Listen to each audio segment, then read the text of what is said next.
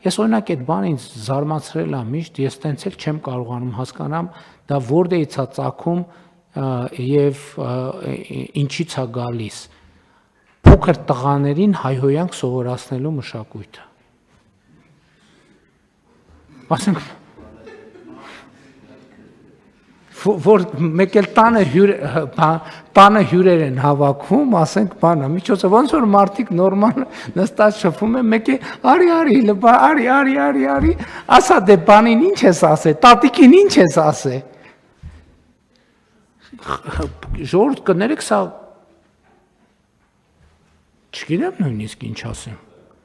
չգիտեմ նույնիսկ ինչ ասեմ, էլի, ասենք սա